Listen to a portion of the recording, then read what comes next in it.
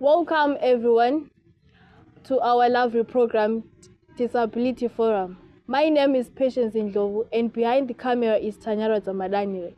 We are here to interview our lovely guest, and we're focusing on our bit, which is disability. Okay, I would let her introduce herself, tell us her background and a name. Okay, should I? Oh, okay. Thank you for having me on your program. So my name is Yolanda. I'm a 20-year-old woman with albinism. I was born and raised right here in Rishavane. So, okay, I was born and raised right here in Rishavane, right? And later got married right here in Rishavane as well. That's very beautiful. Yeah. Okay, I'm sure there are a lot of people that don't know what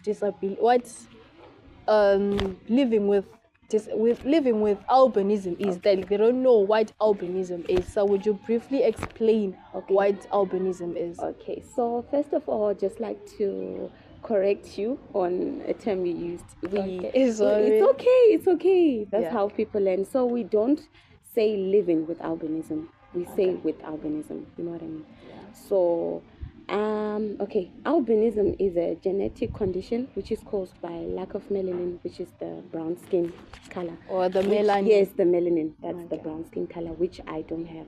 Okay. So that's basically what albinism is. And did you know that in order for parents to conceive a child with albinism, they both need to have genetic genes which produce a person with albinism. So, you know, in our African culture, when a child is born with albinism, they say, no, manoe akaroiwa, this is witchcraft, karoiwa and stuff like that. But it's not that. Okay. And I'm sure that you have faced a lot of challenges in you growing up and stuff. Would you briefly explain those challenges? Yeah, I think one major challenge I faced throughout my childhood. You know, you'd face bullying, you know, discrimination, name calling as a child. Exactly.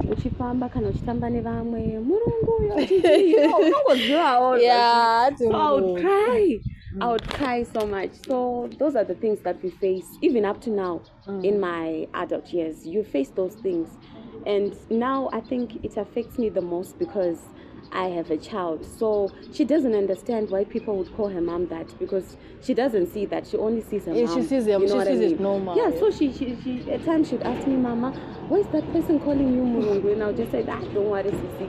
But say Wakadaru, you know what I mean? But I think it affects me more now because I have a child. But when it was only me, it didn't matter because that's how things were.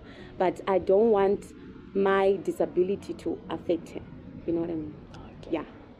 Okay, so I understand that you've been facing those kind of challenges. So are there people or organizations that you would like to address, those people that have been your support system?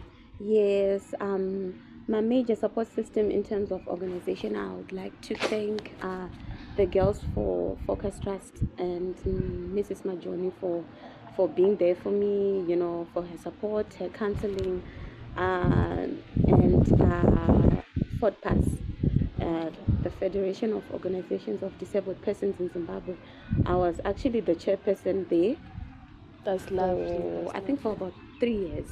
So I think they helped me, and also Zwide in Zimbabwe's Women with Disabilities Empowerment. So those organizations helped me, and just, you know, they gave you that encouragement that, you know what, you can do it, and they are able to provide the resources for you to do whatever you might want to do. So yeah, I owe my success to them. I was so grateful for the 4 Trust organization. We actually visited that organization recently, and they actually had good success stories, in which also includes you. That's why we came to you.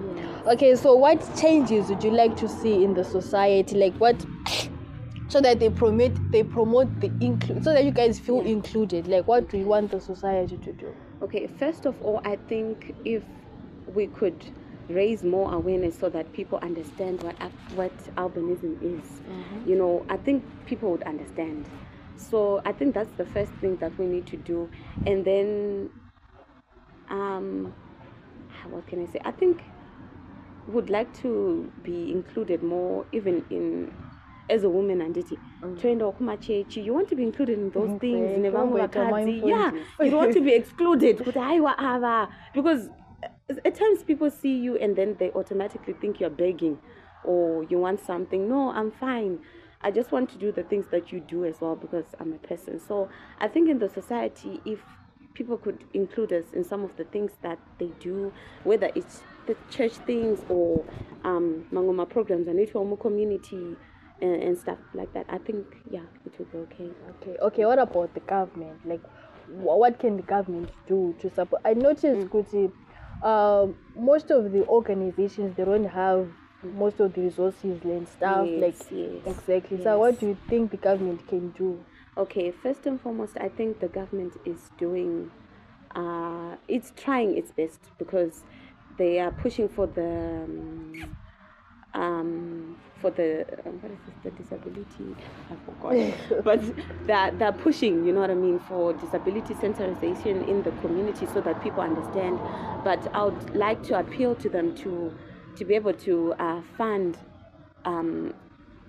NGOs so that they'll be able to move into communities and help the needy and, spread the word about disability so that people can understand.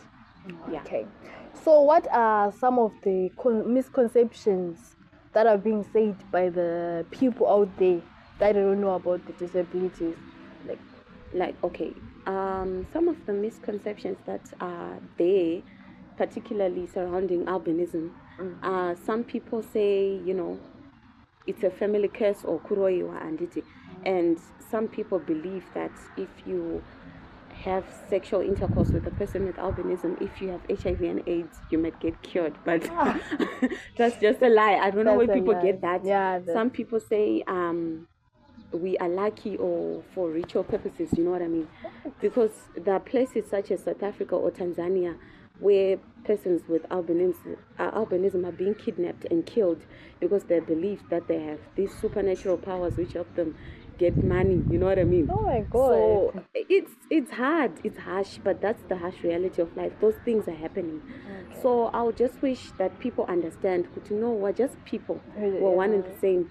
Kungoshe melanin yo rukanda kuti mogo kunongoti sause vamwe vese but tungoro one. Thank you.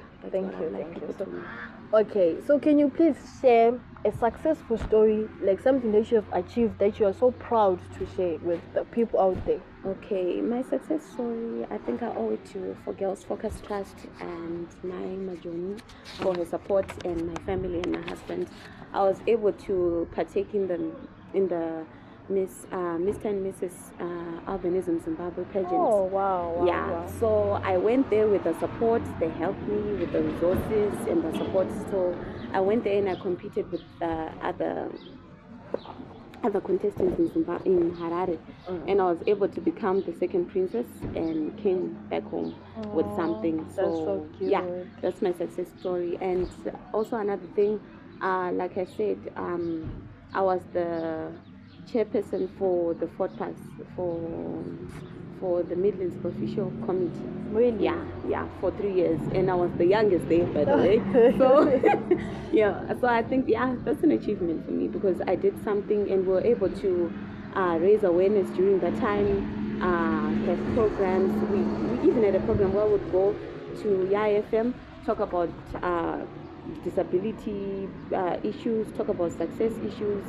And things like that, so that the community is aware and sensitized. So exactly. So do you have any dreams and hopes on what you want to achieve since you've been the Miss Princess? I'm sure you like to. Unfortunately, I would have loved to compete more because right now there's the Miss and Mrs. Southern Africa, albinism, and I would have loved to do that, but because I'm a mom now, it's difficult to maneuver, you know what I mean, because of school. But one of the things that I would like to do is actually have an organization where I can take in charge and do things by myself, you know what I mean, and help young girls, help young boys, and, get into the field and actually see what I can do to make a difference. I think that's one of the major things I would love to achieve in the future. Okay. So, like, do you have any last words, any messages to everyone out there, either disabled or not disabled? Okay, disabled or not disabled, I'd just like to say that we are one and the same. We are all people. And then I'll just like to say for people who who have disabilities, you can reach for the stars as long as you put your mind to it. It doesn't matter whether you have albinism or you can't see. You know what I mean? People are doing a lot of amazing things out there who have disabilities. So just get out of your comfort zone and do whatever you want to do. Exactly. Yeah. Thank you. Thank you. So that was all for today, viewers. I was very humbled to have our lovely guest Yolanda, who was once a second princess, guys, a second princess. Okay, so that was all for today. Thank you. Behind the camera is Tanyaradzwa Madanire. We are from MSU students doing journalism under the module Hypermedia and Convergence. Thank you.